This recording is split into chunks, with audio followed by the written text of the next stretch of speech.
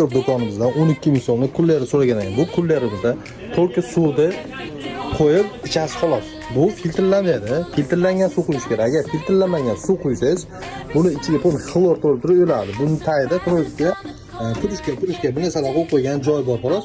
Agar xohlasangiz shuni xolodilnikligi bo'ladi. U xolodilnikligi 15 ming so'm bo'ladi.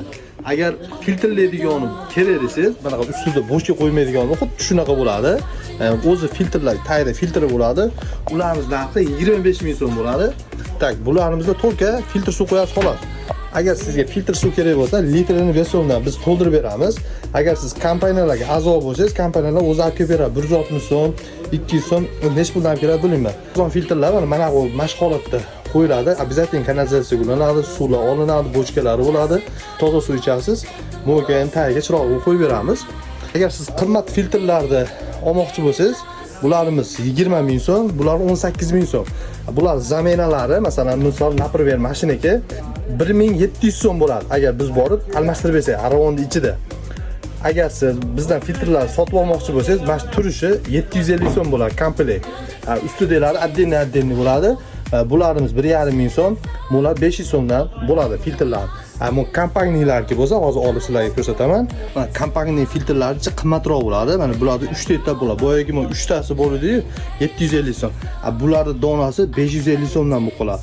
Hatta mo'larimiz mana 500 so'mlik, mo'lar yuragi mana shu suvda ajratib beradi. Toza suvda va tuzda kanalizatsiyaga chiqarib olgan mana shu bo'ladi. Kompaniya bo'ladi.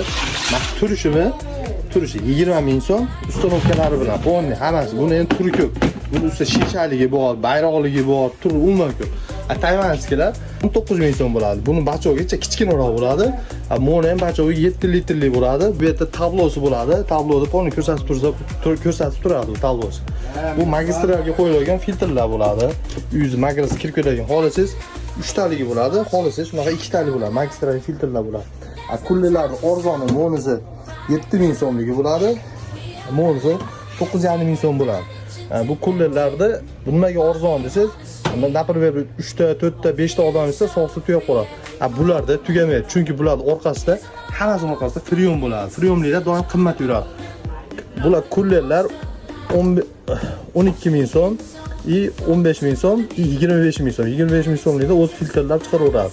Agar baklashkani o'zini sotib olmoqchi bo'lsangiz, baklashkani o'zi 500 so'm bo'ladi. Filtr bo'yicha nima ma'lumot kerak bo'lsa sizlarga pastdagi nomerlarga bemalol aloqaga chiqib olasizlar.